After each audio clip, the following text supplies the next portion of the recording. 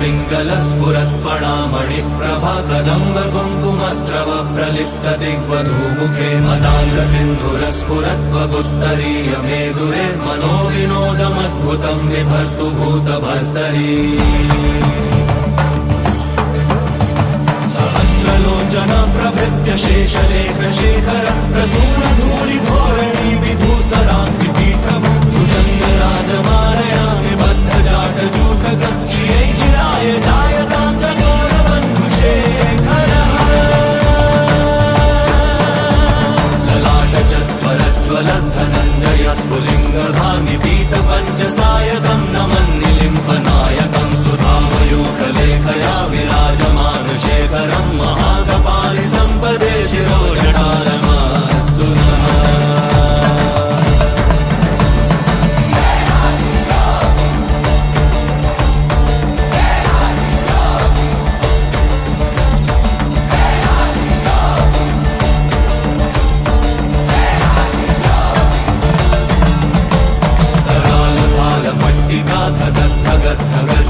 धनञ्जयाहुतीवृता प्रचण्ड पञ्चसायते धराधरेन्द्रनन्दिनी कुचाग्रचित्रपत्रक प्रकल्पनैकशिल्पिनी त्रिलोचने रते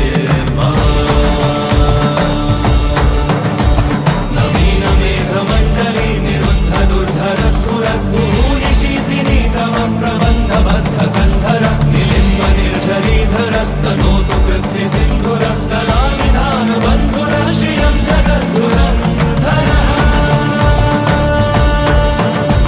प्रफुल्लनीलपङ्कजा प्रपञ्चकालिमप्रभावलम्बिकण्ठगन्धवीरुचिप्रबद्धकन्धरं स्मरच्छिदं पुरच्छिदं भवच्छिदम् अखच्छिदं गजच्छिदाधगच्छिदं तमन्तगच्छिदं भजे।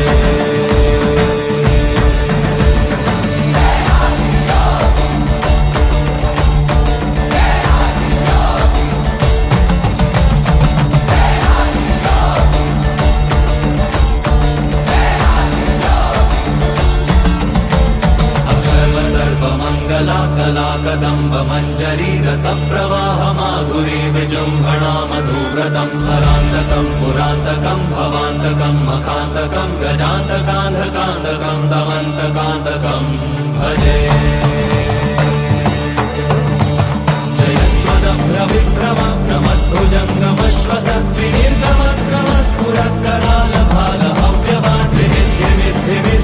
मृदङ्गतुङ्गमङ्गलध्वनिक्रम प्रवर्तिता प्रचण्डताण्डव शिवः दृशद्विचित्रकल्पयोर्भुजङ्गमौक्तिकस्रजोर्गरिष्ठरत्नलोष्ठयोः सुहृद्विपक्षपक्षयोः कृणारविन्दचक्षुषो प्रजामहे महेन्द्रयोः समं प्रवर्तयन्मनः कदा सदा शिवं भजे।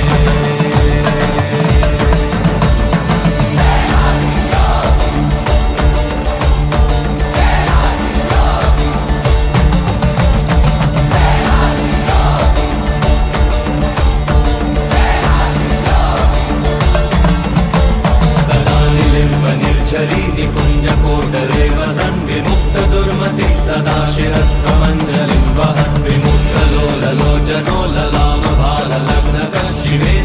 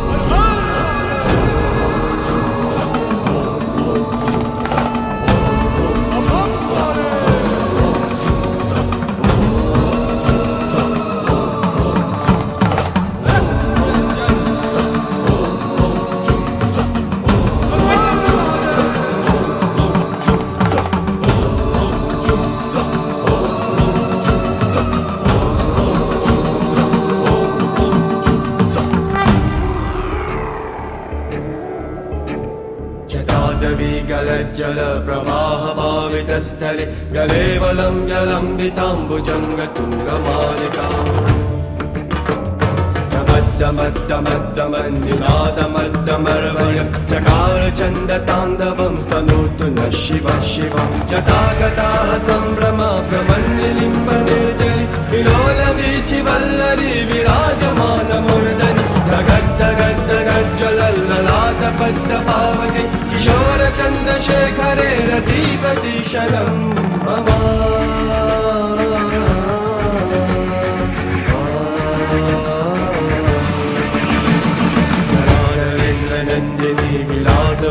बन्धुरस्फुरन्ति गन्धसन्दति प्रमोदमानमानसे कृपाकटाक्षधोरणी निरुद्धदुर्धरापरि प्रचिद्दिगम्बरे मनो विनोदमेतुवस्तुनि जटाभुजङ्गपिङ्गलस्फुरत्फनामणि प्रभ कदम्बकुङ्कुमद्रव प्रलिप्तदिग्वधूमुखे पदान्तसिन्धुरस्फुरत्वदुत्तरीयमेनुनि मनो विनोदमद्भुतं बिभर्गभूतभर्तरि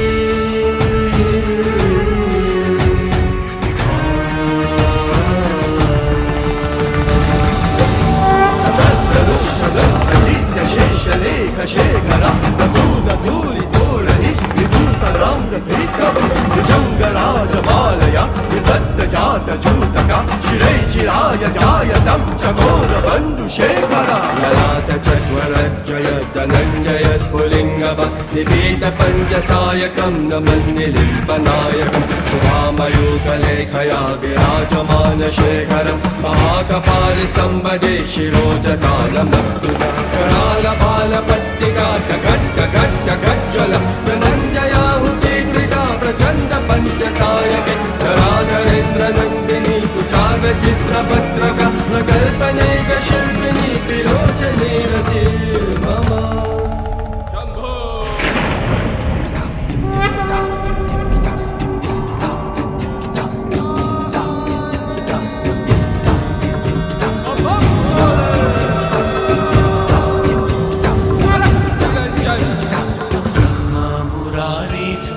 चितलिङ्गम्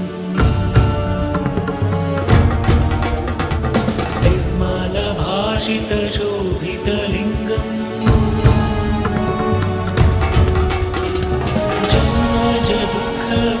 जन्मजदुःखविनाशकलिङ्गम् तत्प्रणमामि सदा शिवलिङ्गम्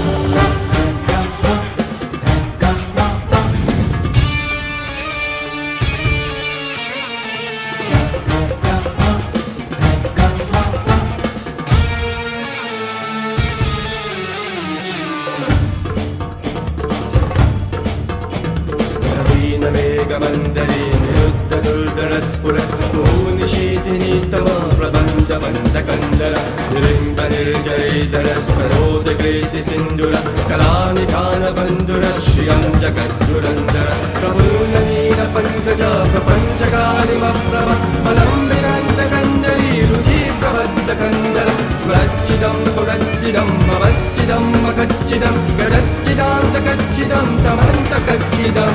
भजे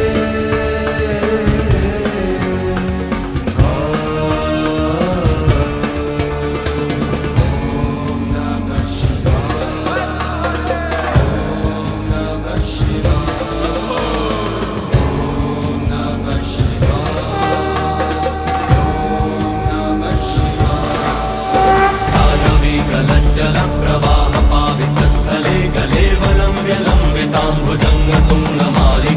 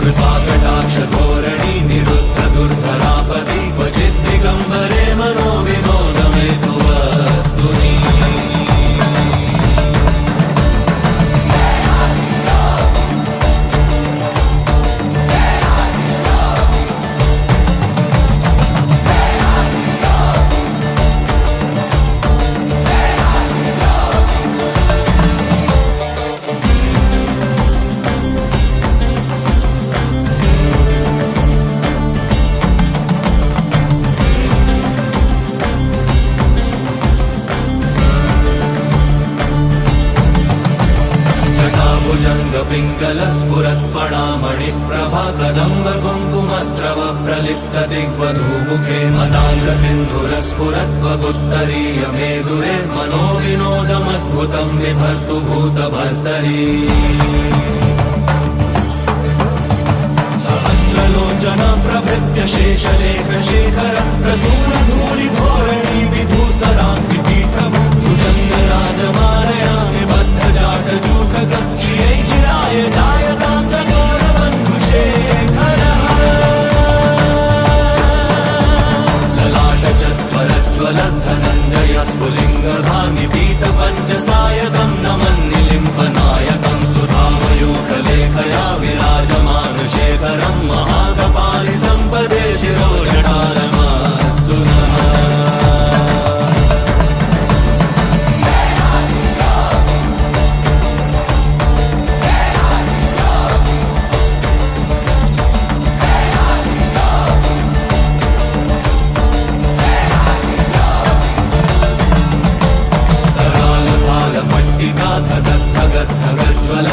धनञ्जयाहुतीकृता प्रचण्ड पञ्चसायते धराधरेन्द्र नन्दिनी कुचाग्रचित्रपत्रक प्रकल्पनैकशिल्पिनी त्रिलोचने रते नवीनमेघमण्डली निरुद्ध दुर्धर स्फुरद्भूनि शीतिनी तव प्रबन्धबद्धकन्धर निलिम्ब निर्झरीधरस्तनोतु कृत्ति सिन्धुर कलाविधान बन्धुर श्रियं जगद्धुरन्धरः प्रफुल्लनीलपङ्कजा प्रपञ्चकालिमप्रभावलम्बिकण्ठगन्धवीरुचिप्रबद्धकन्धरं स्मरच्छिदं पुरच्छिदं भवच्छिदम् अखच्छिदं गजच्छिदाधगच्छिदं तमन्तगच्छिदं भजे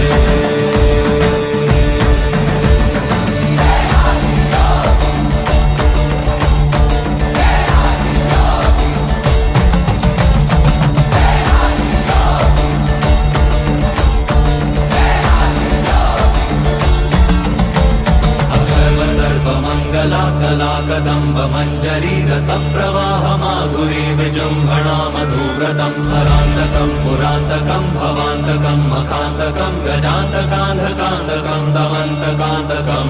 भजे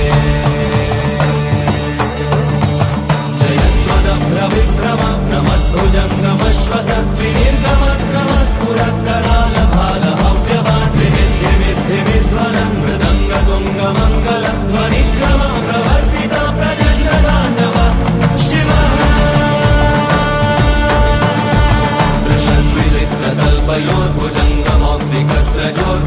दृशद्विचित्रकल्पयोर्भुजङ्गमौक्तिकस्रजोर्गरिष्ठरत्नलोष्ठयोः सुहृद्विपक्षपक्षयोः कृणारविन्दचक्षुषो प्रजामहे महेन्द्रयो समं प्रवर्तयन्मनः कदा सदा शिवं भजे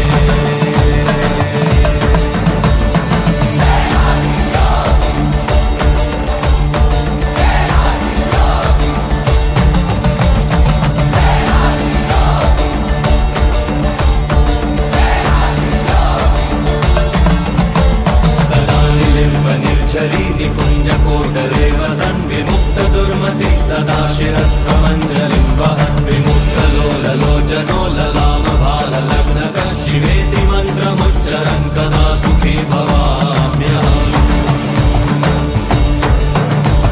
इदं हि नित्यमेव मुक्तमुत्तमोत्तमं स्तवं पठन् स्वरं ब्रुवन्नरो विशुद्धिमेति सन्ततं हरे गुरौ सुभक्तिमाशु याति नान्यथा गतिं विमोहनं हि देहिनां सुशङ्करस्य चिन्तनम् जटाटवीकलज्जलप्रवाहपावितस्थले गलेवलम्ब्यलम्बितां भुजङ्गतुङ्गमालिकां डमट्टमट्टमट्टमन्निनादवड्डमर्वयं चकारचण्डताण्डवं तनोतु नः शिव शिवम्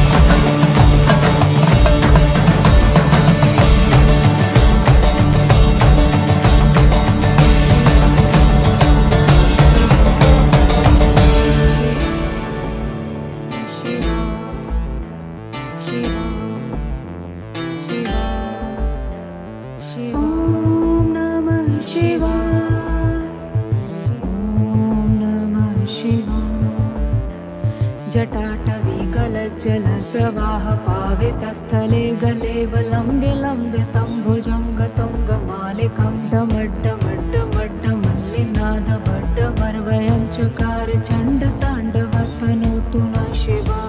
शिवम् जटाकटाः सम्भ्रमं भ्रमन्निलिम्पनिर्झरी विलोलवीचिवल्लरी विराजमानमूर्धनि धगद्धगद्धगज्ज्वलल्ललाटपट्टपावके किशोरचन्द्रशेखरे रतिप्रतिक्षणं मम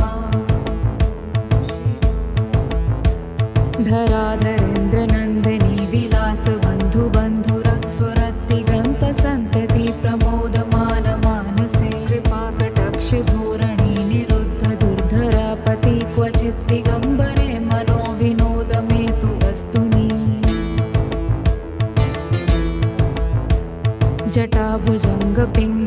जटाभुजङ्गपिङ्गलस्फुरत्पणामणि प्रभाकदम्बकुङ्कुमद्रवा प्रलिप्तदिग्वधूमुखे मदङ्गसिन्दूरस्फुरत्वगुत्तरीयमेधुरे मनो विनोदमद्भुतं बिभर्तभूतभर्तरि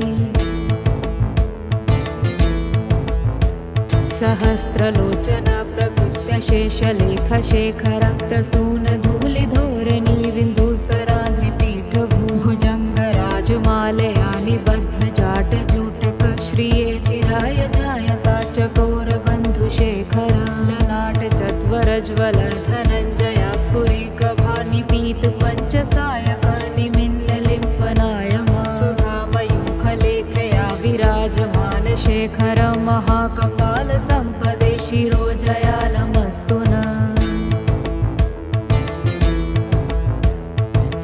करालभालपट्टिका धगद्धगद्धगज्ज्वल धनञ्जयाधरी कृता प्रचण्ड पञ्चसायके धराधरेन्द्रनन्दिनी कुचाग्रचित्रपत्रका प्रकल्पने कुशिल्पनि त्रिलोचने मतिर्मम नवीनमेघमण्डली निरुद्धधरस्फुरतु कुहुनि शिथिलितं प्रबन्धबन्धुकन्धर निलिम्पनिर्झरीधरस्तनोतु कृत्यसिन्धुर कलानिधानबन्धुर श्रिये जगन्धुरन्धरा प्रफुल्लनीलपङ्कज प्रपञ्चकालिमप्रभाविडिम्बकण्ठकन्धरा रुचिप्रबन्धकन्धरं स्मरच्छिदं पुरच्छिदं भवच्छिदं मखच्छिदं गजच्छिदाधकच्छिदं तमन्तकच्छिदं भजे